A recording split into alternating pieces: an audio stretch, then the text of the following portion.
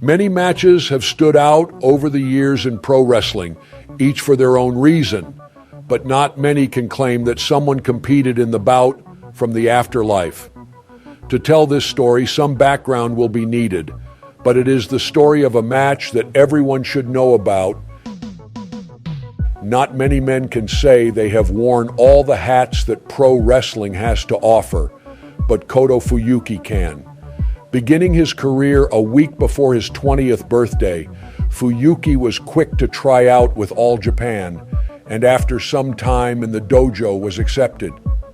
He would go on excursion to North America, even making a stop in Memphis. During this time, he was often going by the name Riki Fuyuki, as tribute to Riki Choshu. Fuyuki would return to All Japan, going under the name Samson Fuyuki, and team up with Toshiaki Kawada in a renowned tag team called Footloose. The team was successful, but after they split up, any hopes of reuniting were dashed when Tenryu would leave All Japan and Fuyuki would join him. This would lead to Fuyuki holding a strong position in the superworld of sport and the war promotion, which were both ran by Tenryu. With the writing being on the wall for the war promotion, Fuyuki began to do more freelance work and take dates with FMW, and by the end of 1997, he had become a fixture there. It was during this time he would have feuds and begin to integrate himself into the FMW ecosystem.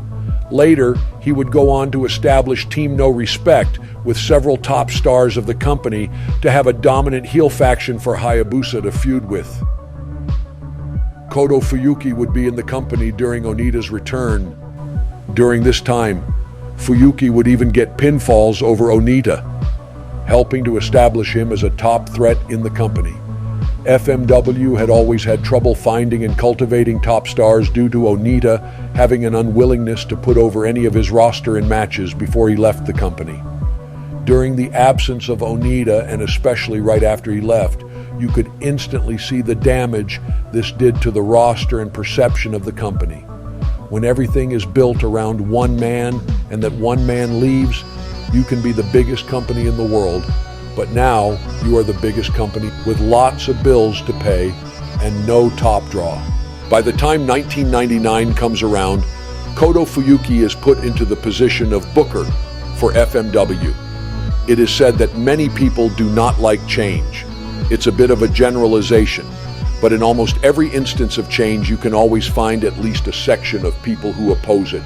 Wrestling is no exception to this rule, and in the case of FMW in this specific time, it is often put on Cotto Fuyuki that FMW changed over to an entertainment product, but the final decision came down to DirecTV having cut a deal with the promotion that had a stipulation that to air their product and give them an influx of cash, they would need to become more like the World Wrestling Federation. With this edict being handed down and president of the company Shoichi Arai needing to draw in more eyes and cash flow, he made the call to abide by these new rules and put Cotto Fuyuki into power.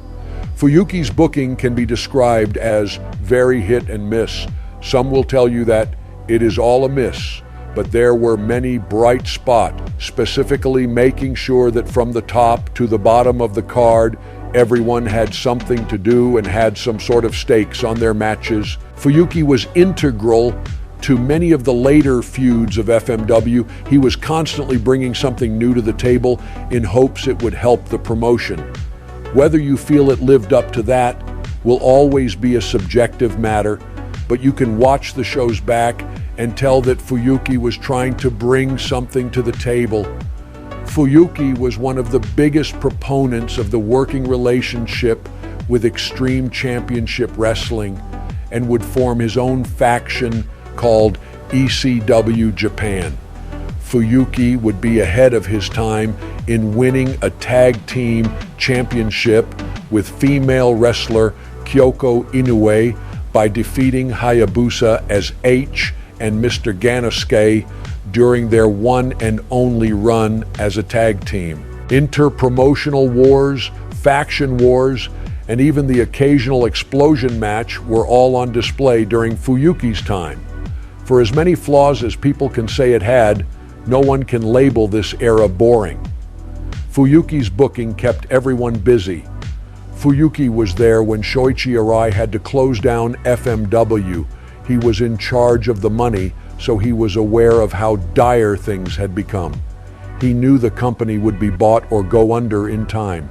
He began to try to secure a future for a life after the promotion's closing. This included saving around the equal to $1 million to hold back and keep a promotion going. FMW would meet its end, and Fuyuki would go on to open his own wrestling show not long after. He was aiming to kick it off with a massive show at Kawasaki Stadium with a bout against Onita. This was supposed to be set up with a big team brawl match and hopefully be enough to get interest to get a big attendance for the stadium show. The team brawl against Onita would conclude with Fuyuki and his team losing, and most would assume it would now lead to them being in a one-on-one match in the big Kawasaki Stadium show. This had all seemed like a way to set the match up, but the announcement after the match wasn't one of a big bout in the future. The announcement was that Fuyuki had cancer. Fuyuki would announce that he had cancer with Misawa at his side. He had faced Misawa 2 days before, and they had made an agreement for Fuyuki to have a retirement bout there, since everything was of such short notice. Fuyuki would announce that he would be retiring in 5 days. He would be having a surgery that would stop him from being able to wrestle to hopefully treat his cancer. Misawa let everyone know that there would be a Noah show to help with Fuyuki's hospital bills. The moment was punctuated by Onita and Fuyuki mending fences publicly, and with an unfortunate side effect, the biggest match in the history of World Entertainment Wrestling was called off. Cotto Fuyuki would have his retirement match with Pro Wrestling Noah, where he was given a hero's welcome and picked up a pinfall with his teammates Mitsuharu Misawa and Yoshinari Ogawa. This was before his retirement ceremony, where everyone gave him his flowers, and the legend was recognized one more time in his famous yellow boots and trunks before he would take his leave with his family at his side.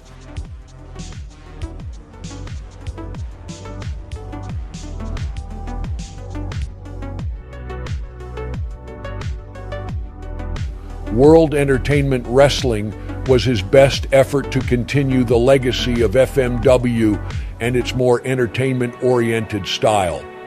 The promotion would struggle with its roster as the roster split between Mr. Ganasuke and his promotion called Wrestling's Marvelous Future, and Fuyuki and the World Entertainment Wrestling Company. He would manage to fill in the gaps with many freelance wrestlers, including one of our favorites, Poison Sawada. The promotion would manage to stay open for a while with Fuyuki at the helm, but had to scale itself down considerably in comparison to the previous FMW shows, but had hedged its bets on being able to turn things around with their first big Kawasaki Stadium show. Now, with that off the table, the card was a very chaotic combination of wrestlers from 0-1, Dramatic Dream Team, Pro Wrestling Noah, and whoever else they could find to fill the gaps. A trend on the card was that any time a wrestler from World Entertainment Wrestling would face someone from another promotion, it would be the home promotion who lost. With this being their big kickoff, it was just not what people needed to invest more in the promotion.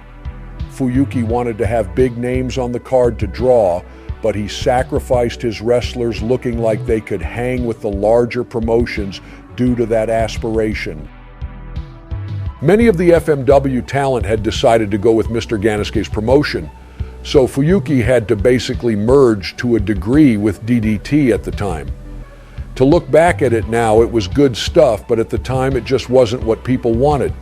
The entertainment style of FMW had been a style that people were hesitant to embrace, and now with many of the top stars gone and a roster of unknowns, it just wasn't working. Fuyuki wanted to do anything to save his promotion, and that included coming back to the ring himself. He tried to come back much earlier and was shut down by Misawa. as he felt it would disrespect himself and Noah for Fuyuki to come back so early. Fuyuki agreed, and his return was pushed back. Fuyuki had settled into the role of the charismatic president of the company and would get involved in feuds, but held himself back from getting into the ring. In 2002, Fuyuki slowly began a feud with Shinya Hashimoto. At first, it seemed he was going to be staying in the realm of an out-of-the-ring character in the feud, but he quickly was involved in more and more physical angles. Around this time, Fuyuki had found out that his cancer had returned and his surgery wasn't a success. Fuyuki decided against taking chemotherapy and had set his mind to possibly even dying in the ring, trying to save his wrestling promotion. He wanted to have a bout with Shinya Hashimoto in Kawasaki Stadium, cancer be damned. The drawback to this is that with him not receiving any treatment, his health was deteriorating rapidly. Fuyuki would officially come out of retirement on February 2nd of 2003 for a handicap match where he teamed with Tetsuhito Kuroda and Kintaro Kanemura to face Shinya Hashimoto and Tengu Kaiser. Fuyuki would have minimal involvement in the match, but it would climax in him being able to hit his signature charging lariat on Hashimoto to take him off his feet. This was clearly setting up for Fuyuki to return for a Hashimoto match. Fuyuki at this point was still able to work a match to a minimal degree and felt he could set his company up to prosper if he could do a big stadium show with Hashimoto at the time. By the March 11th show for World Entertainment Wrestling, Cotto Fuyuki is in visibly bad shape but makes an appearance. As he is speaking to the crowd, he is interrupted by Shinya Hashimoto. Hashimoto would come to the ring and present flowers to Cotto Fuyuki and give his word that he would be at Kawasaki Stadium on May the 5th. Fuyuki smiled as he accepted the flowers and was hopeful to be in the ring at the stadium show, but it was clear that he was in a lot of pain and things are not going well. He had written in his book that he just wanted to keep doing what he loved to do, and that was to wrestle. He wanted more than anything to make it to the May 5th show at Kawasaki Stadium. Cotto Fuyuki would sadly pass away just over a week later. On March 23rd, Cotto Fuyuki's funeral would take place, and it was absolutely fitting of the larger-than-life personality that it was held to celebrate. He was sent off with one more parade of yellow streamers, and just like that, he was gone, and most would assume he was never to be seen again.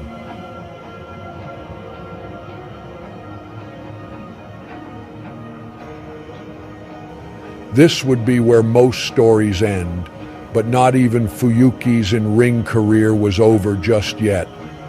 Shinya Hashimoto would let it be known that even if Fuyuki would not be able to compete, he wanted to have the match still, and in Fuyuki's place would be Kintaro Kanemura. On top of that, in hopes to bring in more attendance, they made the main event an exploding barbed wire match. The show would have participants from all over the Japanese wrestling world, as well as have a ceremony where Fuyuki's urn was carried to the ring by his wife. The crowd was reminded at many points of the night of the man they were in attendance to celebrate.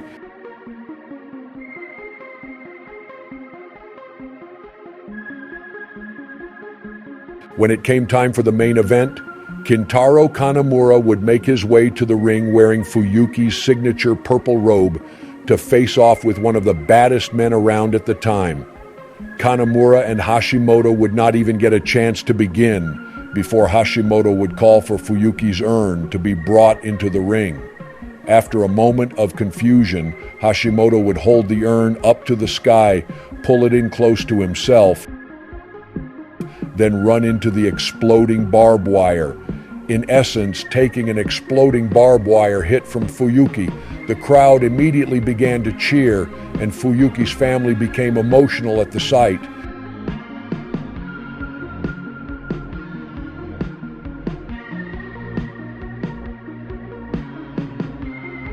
Kanemura would do the same, with the crowd cheering again, realizing that Fuyuki was able to have his presence felt that night in such a significant way in the match.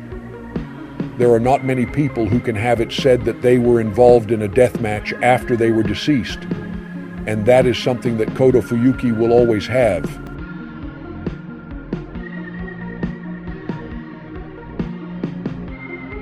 Many people question the taste in such an event, but I have always held that tributes are relative to who or what the tribute is for. In Cotto Fuyuki's book, he was very clear that he loved wrestling more than anything because without it, he felt he would just be some fat businessman. He thought about it all the time, and it was his passion in life. He enjoyed nothing more than entertaining crowds with his performances. To his life, few things meant more than entertaining people in the ring. Sometimes it was a hit and sometimes it wasn't. His style in life was always divisive, so I think that it's fitting that even in his afterlife, he is able to continue to stir that sentiment and be one of the few, if not the only people, who can be said that they participated in a pro wrestling match after passing away. I can't help but think he would find it was fitting and that Fuyuki would be glad he was granted his last wish to make it to the ring on May 5th.